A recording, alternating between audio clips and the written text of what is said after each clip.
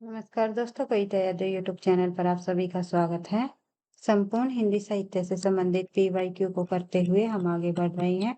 आज की क्लास में और अन्य महत्वपूर्ण प्रश्नों को करने की कोशिश करेंगे। हिंदी साहित्य से संबंधित जितने भी हमारे पीवाईक्यू है उनको भी सॉल्यूशन के साथ करने की कोशिश करते हैं, ताकि परीक्षा में इसी तरह का कोई भी घुमा फिरा कर प्रश्न पूछा जाए तो आसानी से आप उनका सही आंसर दे सको। किसी भी स्टेट के अंतर्गत होने वाली टीजीटी पीजीटी हिंदी संबंधी परीक्षा हो या फिर एनटीए नेट की परीक्षा हो या कोई अदर परीक्षा हो, जैसे कि एलटी ग्रेड या भी हिंदी की परीक्षाएं होने वाली है, डी ट्रिपल एस पी के अंतर्गत हिंदी से टीजीटी पीजीटी परीक्षाएं होने वाली है, या फिर यूपी टीजीटी पीजीटी हो या पीपीएससी की परीक्षा हो या ईएमआरएस की परीक्षा हो, तो सभी परीक्षाओं के लिए इन्हीं प्रश्नों में से घुमा फिरा कर तथ्यों को पूछा जाता है। तथ्यों की बार-बार रिवीजन ही आपको सफलता दिलाएगी। सफलता का राज है निरंतर अभ्यास। इसी उद्देश्य के साथ आगे बढ़ते हैं।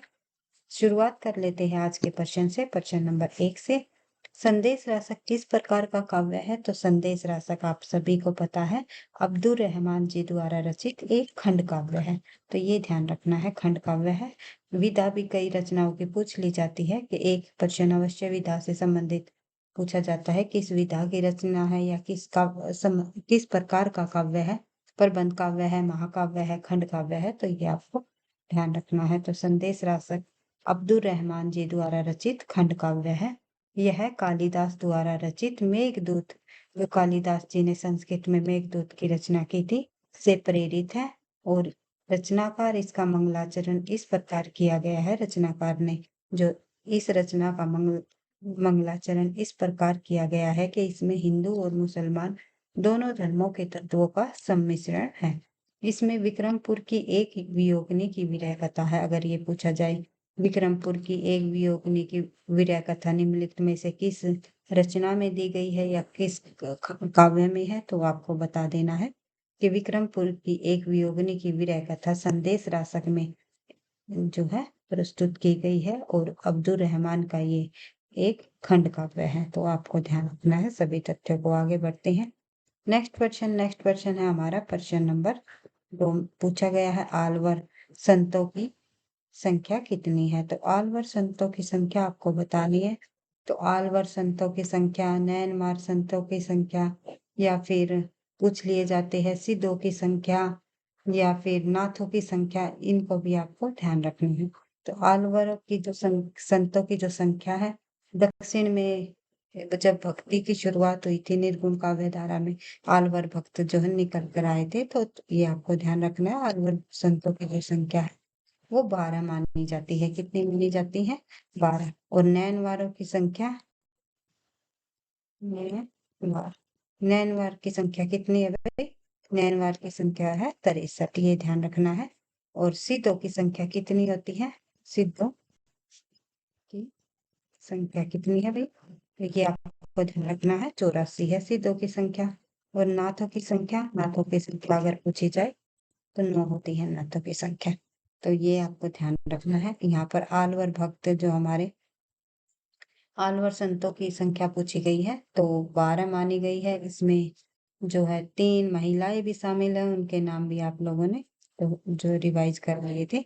तो इनका काल 6ठी शताब्दी से 9वीं शताब्दी के बीच माना जाता है। इनके पदों के जो संग्रह है वो दिव्य प्रबंध कहलाता है। कई बार पूछा जाता है दिव्य प्रबंध किन के पदों का संकलन है? तो आलवर संतों के पदों का संकलन दिव्य प्रबंध कहलाता है। और 6ठी से 9वीं शताब्दी इसका समय रहा है। आगे बढ़ते हैं। नेक्स्ट क्वेश्चन है हमारा, कैमास वध किस ग्रंथ की प्रमुख घटना है? कैमास वध, कैमास वध जो है आपको ध्यान रखनी है, ये पृथ्वीराज रासो की जो ग्रंथ की प्रमुख घटना मानी गई है। तो ध्यान रखना है, पृथ्वीराज रासो से संबंधित है कैमास वध। एक और है भाई यहाँ पर, एक तो कैमास वध ध्यान रखना आपको, कैमास वध पृथ्वीराज रासो ग्रंथ की प्रमुख घटना है। और पृथ्वीराज रासो ग्रंथ के रचनाकार कौन है? चंद बरदाई है। और एक और ध्यान रखना है, कनवज युद्ध है, शायद कनवज युद्ध। तो ये भी जो है पृथ्वीराज रासो का ही एक सर्ग है, इसके अंदर ही आता है। तो ध्यान रखना है, एक समय है पृथ्वीराज रासो में कनवज युद्ध, जो कि सबसे बड़ा समय भी माना जाता है। तो ये पॉइंट आपको ध्यान रखने हैं इससे संबंधित, और साथ साथ आपको ये भी रिवाइज कर लेना है कि पृथ्वीराज रासो के जो रचनाकार है वे चंद बरदाई है। पृथ्वीराज रासो को हिंदी का प्रथम महाकाव्य भी माना गया है। तो ये सभी तथ्य आपको ध्यान रखना है। और पृथ्वीराज रासो की जो घटना है वो आप लोगों ने पढ़ी रखी होगी। तो बिसल देव रासो के रचनाकार कौन है? नरपति नाल्य। बिसल देव रासो के रचनाकार नरपति नाल्य, जिसकी घटना को 4 खंडों में विभक्त किया गया, और राजमती इसकी नायिका है। तो ये आपको ध्यान रखना है। आगे बढ़ते हैं। खुमान रासो दलपति विजय की रचना है। खुमान रासो जो है किसकी रचना है? दलपति विजय की। और परमाल रासो जो है जगनिक की रचना है, जो कि आल्यखंड नाम से भी प्रचलित है। आगे बढ़ते हैं। नेक्स्ट क्वेश्चन है हमारा, अपभ्रंश भाषा में लिखित रामचरित्र कौन सा है? राम के चरित्र पर आधारित जो रचना है जो कि अपभ्रंश भाषा में लिखी गई, उसका नाम है पौंचरिव। पौंचरिव जो रचना है वो किसकी रचना है? वो ये है स्वयंभू की। स्वयंभू कवि हुए हैं अपभ्रंश भाषा के 8वीं शताब्दी के। इनकी रचना है पौंचरिव, जो कि राम के चरित्र पर आधारित जो है। और इसमें 5 कांड है और 83 संधियां है। तो ये तथ्य भी आपको ध्यान रखने हैं और बार बार रिवाइज करते रहना है, ताकि आपको परीक्षा में इसी प्रकार से संबंधित कोई तथ्य पूछ लिया जाए तो आसानी से आप उनका सही आंसर दे सको। अपभ्रंश भाषा में लिखित रामचरित्र कौन सा है? तो ओमचरिव है। रामायण का तो आपको पता ही है, ये वाल्मीकि जी द्वारा संस्कृत भाषा में लिखा गया। रामचंद्रिका जो है केशवदास जी की रचना है, जिसे छंदों का अजायब घर भी कहा जाता है। तो ये भी आपको ध्यान रखना है। और रीतिकाल की रचना है। महापुराण जो रचना है ये पुष्यदंत की रचना है, जो कि 10वीं शताब्दी में के कवि रहे हैं। आगे बढ़ते हैं। नेक्स्ट पॉइंट, हम इससे संबंधित और अन्य तथ्य जब देखें तो अपभ्रंश भाषा में लिखित रामचरित्र पौंचरिव जो ग्रंथ है राम, ये एक सेकंड भाई, अपभ्रंश भाषा में लिखित जो रचना है राम के चरित्र पर आधारित, उसका नाम है पौंचरिव। और पौंचरिव ग्रंथ की रचना किसने की? स्वयंभू जी ने की। इनकी अन्य रचना रिठणी चरु ध्यान रखनी है, और स्वयंभू छंद, ये दोनों रचनाएं और ध्यान रखनी है, पूछी जाती है। रिठणी चरु किसकी रचना है? स्वयंभू की रचना है। स्वयंभू को अपभ्रंश का वाल्मीकि तथा व्यास भी कहा जाता है। स्वयंभू को पौंचरिव स्वयंभू के जो पौंचरिव जो ग्रंथ है, रचना है राम के चरित्र पर आधारित, इसको पूरा करने का कार्य किसने किया? इनके पुत्र त्रिभुवन ने इसे पूरा किया। तो अधूरा रह गया था ये ग्रंथ इनकी मृत्यु के कारण। तो इसके बाद जो है इसके पुत्र ने जो है इसे पूरा किया।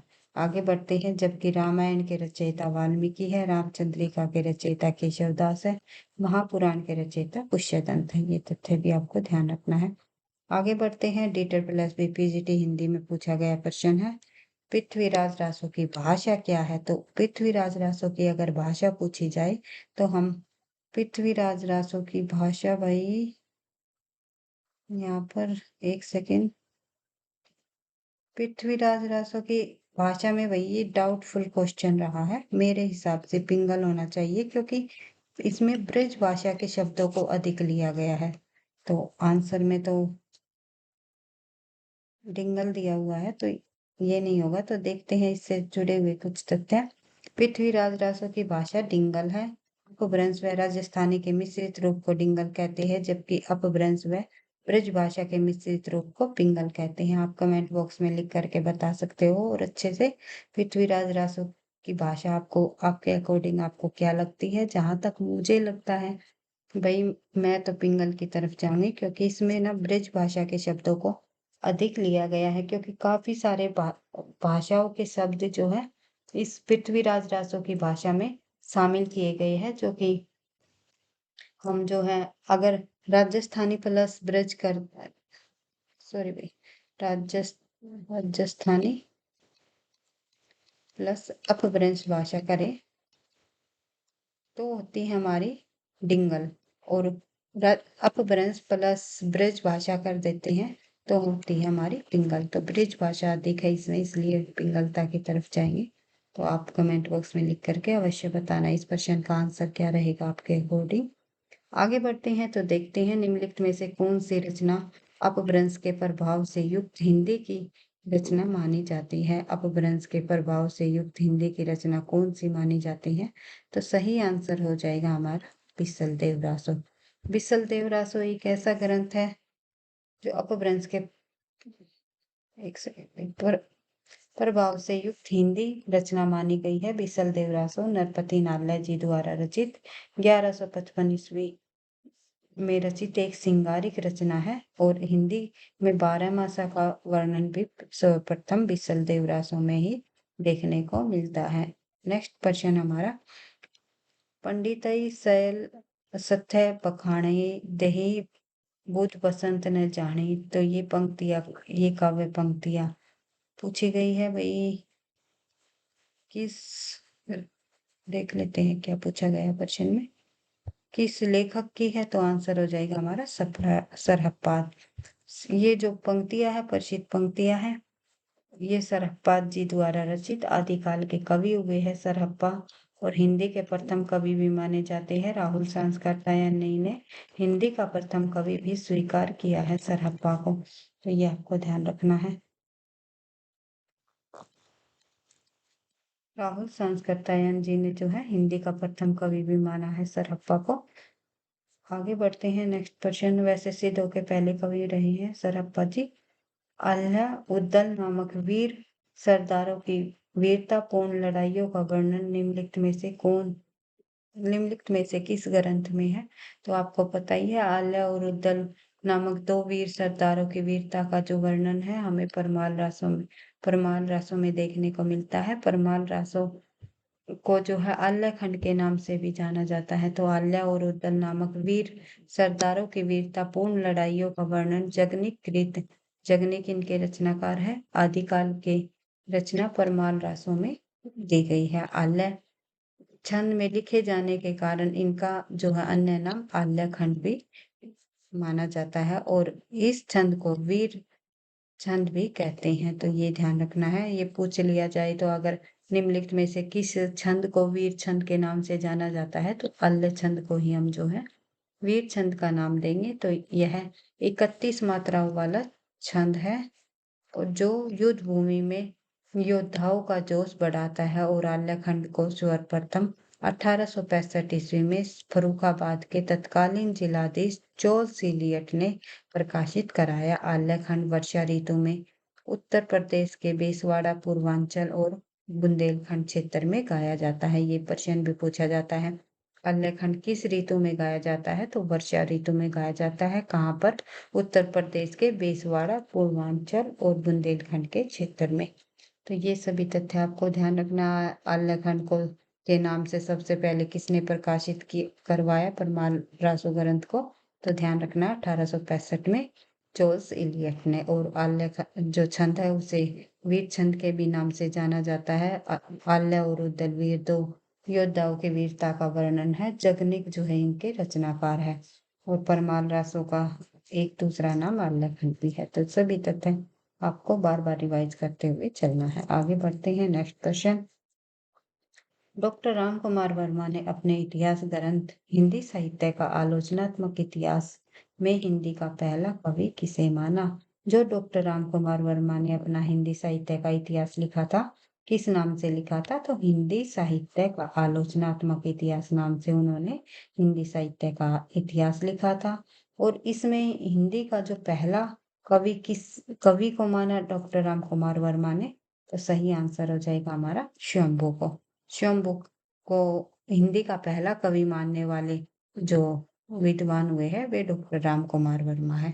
और डॉक्टर राम कुमार वर्मा ने अवधि का पहला कवि किसे माना? ये आप कमेंट बॉक्स में लिख करके बता सकते हो। तो देखते हैं डॉक्टर राम कुमार वर्मा ने अपने इतिहास ग्रंथ हिंदी साहित्य का आलोचनात्मक इतिहास नाम जो ग्रंथ लिखा है, शायद 1938 इसका प्रकाशन वर्ष है। और भाई ये ग्रंथ एक तरह से कह सके तो इनका जो है अधूरा ही ग्रंथ रह गया था। पूछा जाता है निम्नलिखित में से कौन सा हिंदी साहित्य का इतिहास है पूर्ण रह गया था या पूरा नहीं हो पाया, किस विद्वान के द्वारा लिखा गया जो अधूरा रह गया था? लगभग लगभग इसमें जो है आदिकाल से लेकर के जो है रीतिकाल तक के समय का वर्णन, कवियों के जीवन के परिचय का वर्णन इसमें दर्शाया है। इनके आलोचनात्मक इतिहास में डॉक्टर रामकुमार आगे का रीतिकाल के बाद के कवियों को इसमें जो है शामिल नहीं किया, तो इसलिए ये अधूरा कह सकते हैं इस ग्रंथ को। तो पहला कवि मानने वाले जो पहला कवि जो कि राम कुमार वर्मा जी ने माना, स्वयंभू को माना है, जबकि सरहप्पा को राहुल सांस्कृत्यायन ने माना है। और हिंदी का पहला कवि जो है राहुल सांस्कृत्यायन ने माना है। सामान्य तौर पर कहें या सामान्य रूप से देखें तो हिंदी का जो पहला कवि है वो सरहप्पा को ही माना जाता है, जो किसी के प्रवर्तक भी माने जाते हैं। आगे बढ़ते हैं, नेक्स्ट क्वेश्चन हम देखते हैं। नाथ साहित्य का आरंभकर्ता किसे माना जाता है? जो नाथ साहित्य है हमारा, उसका आरंभकर्ता पूछा हुआ है, तो अनाथ साहित्य का आरंभकर्ता गोरखनाथ जी को माना जाता है। तो ध्यान रखना है, नाथ साहित्य का आरंभकर्ता गोरखनाथ रहे हैं। गोरखनाथ के गुरु का नाम है मच्छिंद्र नाथ, अर्थात मच्छिंद्र नाथ के शिष्य गोरखनाथ माने जाते हैं। यह हठ योग की स्थापना पर आधारित है। किसकी स्थापना पर? जो नाथ संप्रदाय रहा है वो हठ योग की स्थापना पर आधारित पंथ रहा है। शिव इस संप्रदाय के आराध्य देव है, यानी कि जो नाथ थे वे शैव थे एक तरह से, ये ध्यान रखना है। और जो सिद्ध थे, एक सेकंड भाई, नाथ जो संप्रदाय के प्रवर्तक कौन है? मच्छिंद्र नाथ। नेक्स्ट क्वेश्चन हम देखते हैं, प्रश्न नंबर 11 है हमारा। हिंदी का प्रथम महाकाव्य किसे माना गया है? तो हिंदी का प्रथम महाकाव्य पृथ्वीराज रासो को माना गया है। पृथ्वीराज रासो के लेखक चंद बरदाई है, चंद बरदाई। और जो है खुमान रासो, बिसल देव रासो भी आदिकाल की ही रचनाएं हैं। खुमान रासो के रचनाकार दलपति है, बिसल देव रासो के रचनाकार नरपति नाल्ला है। कामायनी जो रचना है, जो कि ऑप्शन में दी गई है, तो छायावादी महाकाव्य रहा है ये, और कामायनी जयशंकर प्रसाद जी द्वारा रचित एक महाकाव्य है। उसके बाद आगे बढ़ते हैं, नेक्स्ट क्वेश्चन देखते हैं। प्रत्येक देश का साहित्य वहां की जनता की चित्तवृत्ति का संचित प्रतिबिंब होता है। यह कथन किसका है? प्रत्येक देश का साहित्य वहां की जनता की चित्तवृत्ति का संचित प्रतिबिंब होता है। ये कथन कहा है, किसके द्वारा कहा गया है? आचार्य रामचंद्र शुक्ल जी द्वारा। रामचंद्र शुक्ल जी की ही कोटेशन है ये, जो कि बार बार परीक्षाओं में पूछी जाती है, परीक्षा की दृष्टि से इम्पोर्टेंट है, ध्यान रखना है। प्रत्येक देश का साहित्य वहां की जनता की चित्तवृत्ति का प्रतिबिंब होता है। यह कथन आचार्य रामचंद्र शुक्ल का है। महावीर प्रसाद द्विवेदी का साहित्य एवं कविता के संबंध में अलग अलग कथन इस प्रकार है। महावीर प्रसाद द्विवेदी का भी अगर परीक्षा में कथन पूछ लिया जाए, तो कोटेशन दे दिए जाए और पूछ ली जाए तो ये किसकी है, तो ध्यान रखना है महावीर प्रसाद द्विवेदी ने साहित्य के संबंध में कहा है कि साहित्य समाज का दर्पण है। और कविता के संबंध में महावीर प्रसाद द्विवेदी जी ने ही कहा है, अंतकरण की वृत्ति के चित्र का नाम क्या है? कविता। तो ये भी आपको ध्यान रखना है, अंतकरण की वृत्ति के चित्र का नाम कविता है।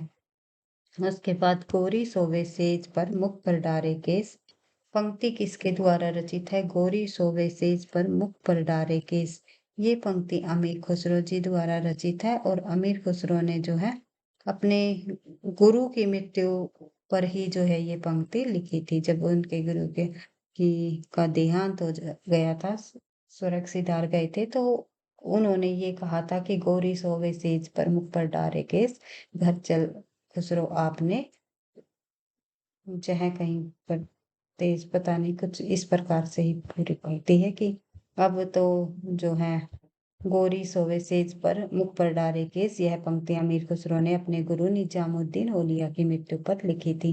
राम कुमार वर्मा ने अमीर खुसरो को अवधी का प्रथम कवि कहा है। तो ये मैंने आपसे कमेंट बॉक्स में लिखने के लिए ये प्रश्न का पूछा था, इसका आंसर आपको यही मिल गया है। तो ये पंक्ति पूछ ली जाए तो ध्यान रखना है, निजामुद्दीन औलिया की मृत्यु पर जो है अमीर खुसरो ने ये पंक्ति कही थी। ऐसा माना भी जाता है कि जब अमीर खुसरो जी के गुरु निजामुद्दीन औलिया की मृत्यु हो गई थी, तो ये देखकर जो है अमीर खुसरो को काफ़ी आहत लगा था और उन्होंने वो कर ये विचार बना लिया था कि अब मेरे जो है गुरु तो इस दुनिया में नहीं रहे, तो मेरा भी अब क्या काम है। मैं भी जो है इनके साथ ही चला जाऊँगा। इस तरह ऐसा माना जाता है कि इनकी मृत्यु के साथ ही जो है कुछ समय बाद ही अमीर खुसरो भी जो है चले गए थे दुनिया को छोड़ कर के। तो ध्यान रखना है। इन पंक्तियों को कई बार परीक्षाओं में पूछी जाती है। तो दूसरा पॉइंट हमारा, राम कुमार वर्मा के अनुसार अमीर खुसरो को अवधी का जो है अवधी भाषा का प्रथम कवि माना है।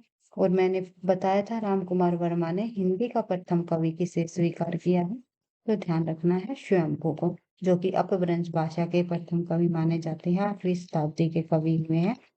स्वयंभू को राम कुमार वर्मा ने हिंदी का प्रथम कवि कहा है।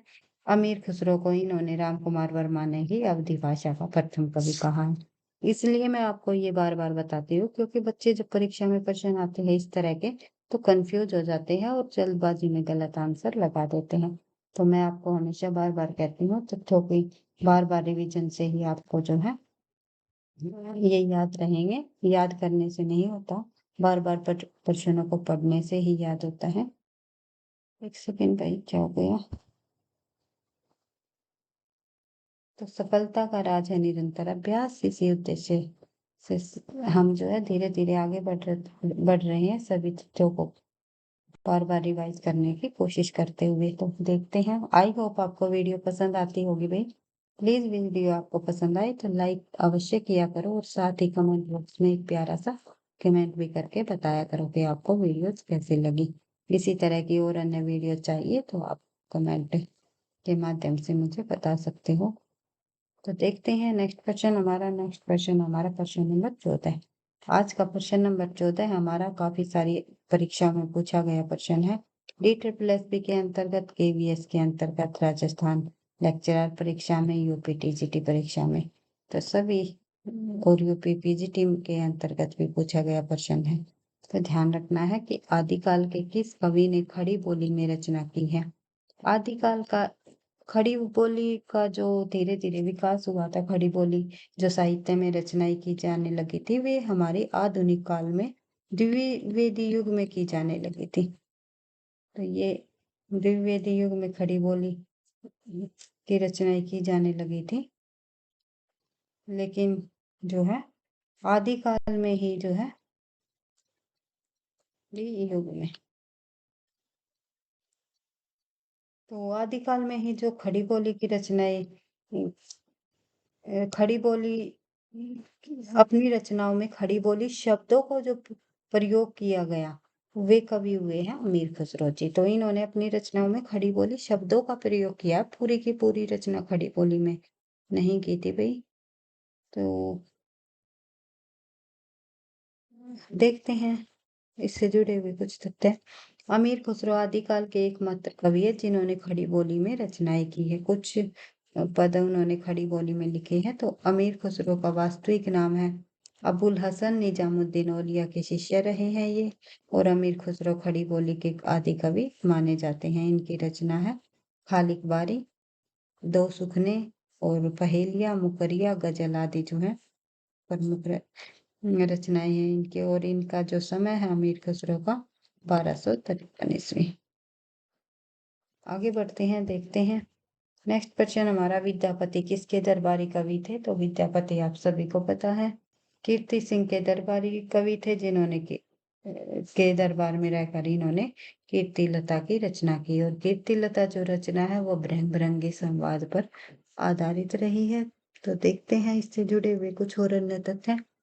विद्यापति तिरहुत के राजा शिव सिंह और कीर्ति सिंह के दरबारी कवि थे। ये प्रमुख आदिकालीन कवि रहे हैं। इनके गुरु का नाम जो है पंडित हरि मिश्र था। ये बिहार के दरभंगा जिले के विपसी नामक गांव में के निवासी थे। इनकी प्रमुख रचनाएं इस प्रकार है: कीर्ति लता, कीर्ति पताका, शिव शरशव, सार, गंगा वाक्यावली, भू परिक्रमा, पुरुष परीक्षा, पदावली आदि जो है विद्यापति जी की प्रमुख रचनाएं हैं। पदावली इनकी मैथिली भाषा में रचित रचना है तथा यह विद्यापति की प्रसिद्धि का भी कारण बताया गया है। पदावली रचना से ही विद्यापति को प्रसिद्धि मिली है हिंदी साहित्य में। और बच्चन सिंह ने विद्यापति को जातीय कवि कहा है, सभी पॉइंट आपको ध्यान रखना है। और पदावली की रचना जो है विद्यापति ने किस ग्रंथ के आधार पर की है, तो संस्कृत कवि हुए हैं एक जयदेव के गीत गोविंद।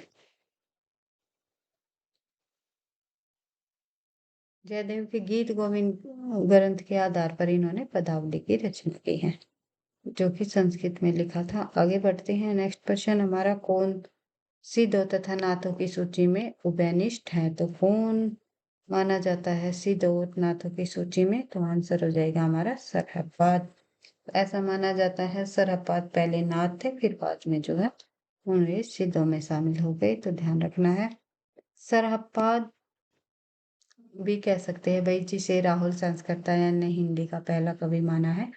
सरहपाद को सिद्धों व नाथों की सूची में उभयनिष्ठ बताया गया है और सरहप्पा को हिंदी का प्रथम कवि भी माना जाता है। उन्हें सरोज वज्र या फिर राहुल भद्र आदि नामों से भी जाना जाता है। सिद्धों में सबसे पुराने जो कवि हुए हैं वे सरहपाद ही माने जाते हैं।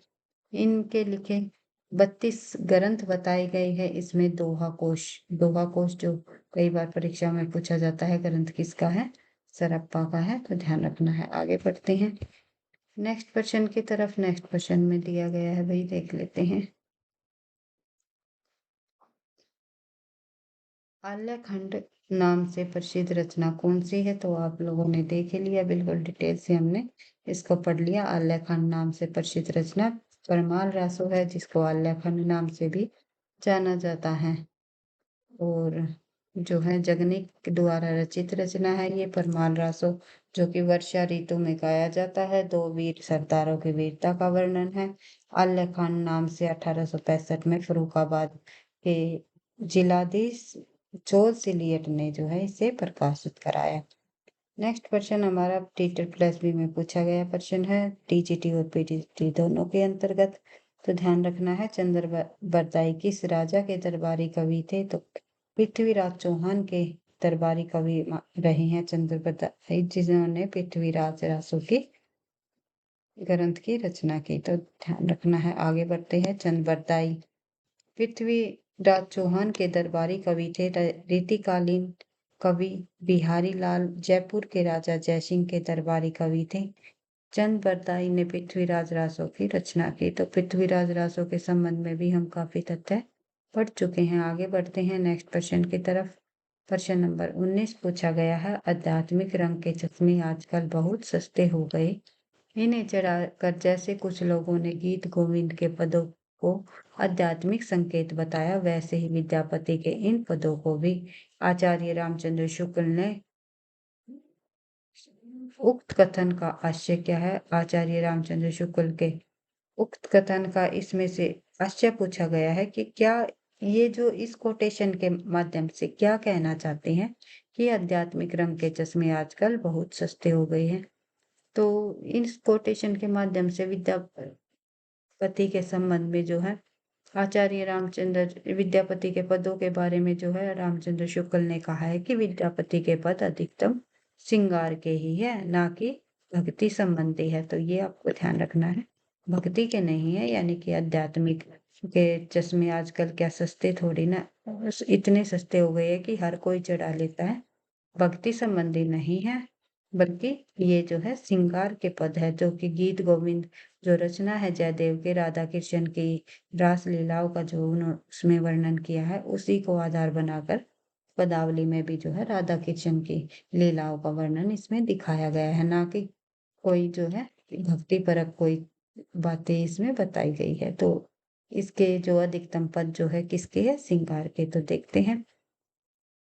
आध्यात्मिक रंग के चश्मे आजकल बहुत सस्ते हो गए हैं, उन्हें चढ़ाकर जैसे कुछ लोगों ने गीत गोविंद के पदों को आध्यात्मिक संकेत बताया, वैसे विद्यापति के इन पदों को भी शुक्ल ने इस कथन का आशय का शुक्ल के जो इस कथन का आशय है कि विद्यापति के पद अधिकतम श्रृंगार के हैं। आगे बढ़ते हैं। नेक्स्ट क्वेश्चन देखते हैं भाई।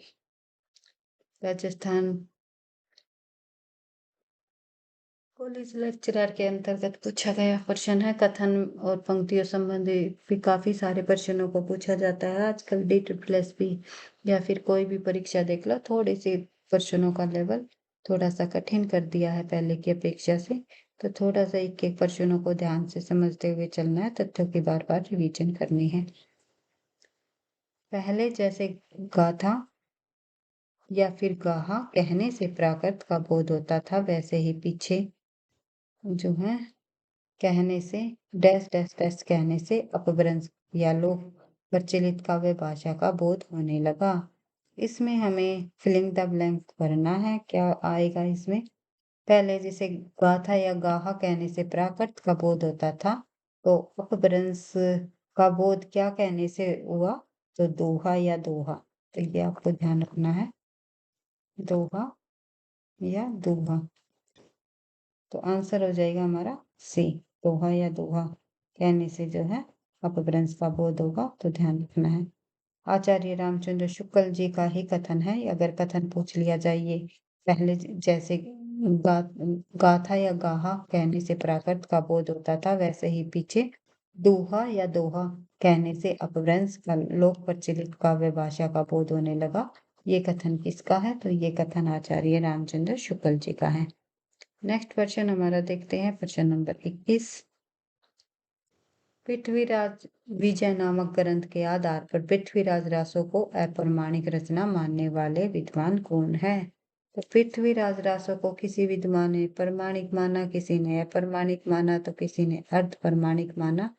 तो ये आपको बताना है पृथ्वीराज रासो ग्रंथ को अप्रमाणिक किसने माना? तो आंसर हो जाएगा हमारा ए, डॉक्टर बुलर। डॉक्टर बुलर और आचार्य रामचंद्र शुक्ल जी का भी नाम आता है भाई अप्रमाणिक मानने वालों में। तो ये आपको ध्यान रखना है। आगे बढ़ते हैं। नेक्स्ट क्वेश्चन हमारा है, नेक्स्ट क्वेश्चन में दिया गया है निम्नलिखित गद्य व एक सेकेंड भाई। पृथ्वीराज रासो को अप्रमाणिक मानने वाले में डॉक्टर बुल्लर शामिल है। तो और एक ध्यान में रखना भाई, पृथ्वीराज विजय नामक ग्रंथ के आधार पर पृथ्वीराज रासो को अप्रमाणिक मानने वाले जो विद्वान हुए हैं वे है डॉक्टर बुल्लर। और एक पृथ्वीराज रासो की बजाय पृथ्वीराज विजय अगर रचना पूछी जाए तो इसके रचनाकार जयानक कवि है। तो ध्यान रखना है। आगे बढ़ते हैं।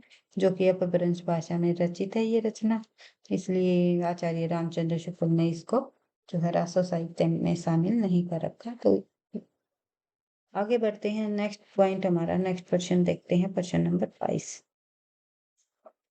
गद्य पद्य मिश्रित चंपू काव्य की प्राचीनतम हिंदी कृति कौन सी है? गद्य पद्य में जो मिश्रित प्राचीनतम हिंदी जो कीर्ति है वो कौन सी मानी जाती है? वो एक सिंगारिक कीर्ति है भाई, जिसका नाम है राहुल बेल। और रोड़ा कवि की कीर्ति है भाई।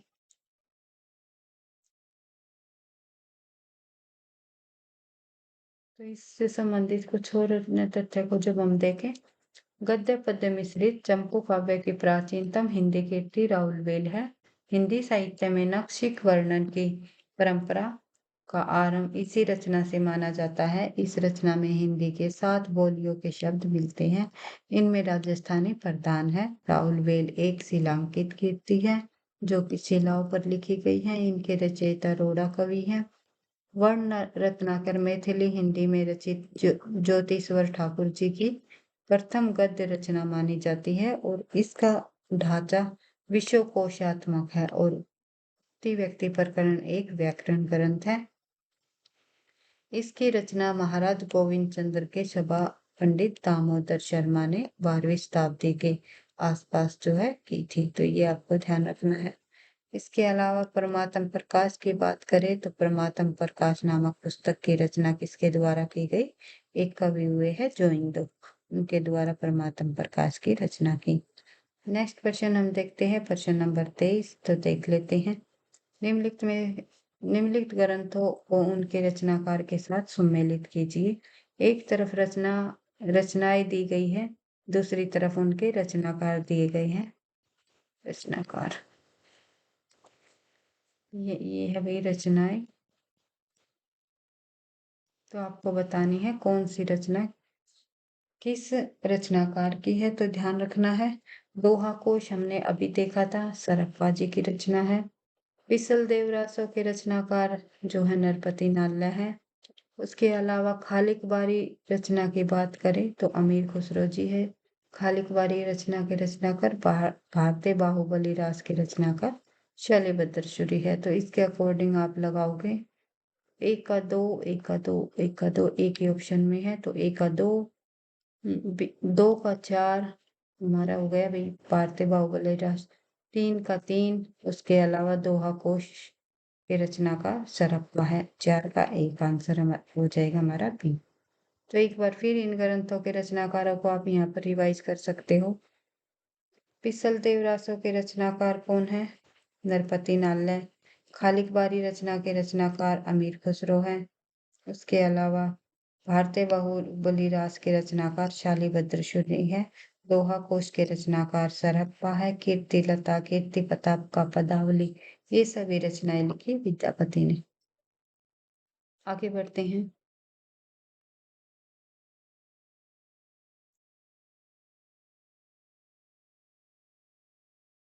प्रश्न नंबर 24। कथन और स्थापना से संबंधित प्रश्न पूछा गया है। भाई एक कथन दिया गया है, स्थापना दी गई है, तो देखते हैं। नंबर ए में बताया गया है जनता की चित्तवृत्ति के परिवर्तन के साथ साथ साहित्य के स्वरूप में परिवर्तन नहीं होता। तो ये हमारा रामचंद्र शुक्ल जी का कथन है। उसमें दिया गया है जनता के चित्तवृत्ति के परिवर्तन के साथ साथ साहित्य के स्वरूप में भी परिवर्तन होता है। तो ये तो हमारा यहाँ ही गलत हो गया भाई। तर्क दिया गया क्योंकि प्रत्येक देश का साहित्य वहां की जनता की चित्तवृत्ति का संचित प्रतिबिंब होता है। तो कारण हमारा जो है यानी कि ए हमारा सही है और आर हमारा सॉरी भाई ए हमारा गलत है और आर हमारा सही है। तो आंसर हो जाएगा हमारा ए। जो ये कोटेशन दी गई है यहाँ पर ए हमारी गलत कोटेशन है क्योंकि जनता की चित्तवृत्ति के साथ साथ जनता की चित्तवृत्ति के परिवर्तन के साथ साथ साहित्य के स्वरूप में परिवर्तन होता है। यानी कि कहने का मतलब ये है कि जो जनता के मन में जो विचार उत्पन्न होते हैं, उनकी हृदय में जो है भावनाएं है, मतलब समाज के अंदर जो घटनाएं घट रही है उनको देख करके जो विचार जो है बदलते रहते हैं, परिवर्तन होता रहता है, उसी के अनुसार ही साहित्य लिखा जाएगा। जो जनता के मन में जो विचार उत्पन्न होंगे, चित्तवृत्तियों में जो परिवर्तन होगा, उसी के आधार पर ही जो है एक साहित्यकार जो है लोगों के भावनाओं को समझकर, उनके दुखों को समझकर तभी तो अपनी साहित्य की रचना लिखेगा। और जो है साहित्य जनता के चित्तवृत्ति का बिल्कुल एक प्रतिबिंब माना जाता है, एक आईना माना जाता है, दर्पण माना जाता है। बिल्कुल जो का त्यों जो है साहित्यकार उनकी जनता के जो मन में भावनाएं है, जो दुख है, जो सुख है, उन सभी को जो है अपनी रचनाओं में बिल्कुल प्रत्यक्ष रूप से प्रस्तुत करने की कोशिश करता है। तो ये सभी बातें आपको ध्यान रखनी है। तो आंसर हमारा ए हो जाएगा। नेक्स्ट पॉइंट हमारा देखते हैं भाई। नेक्स्ट प्रश्न आज का हमारा अंतिम प्रश्न, प्रश्न नंबर 25। प्रश्न नंबर 25 में दिया गया है गोरखनाथ की साधनात्मक पद्धति का नाम बताइए। तो गोरखनाथ की साधनात्मक पद्धति अभी हमने देख ली थी भाई, हठ योग साधना है। तो ये ध्यान, हे भगवान क्या होगा, एक सेकेंड।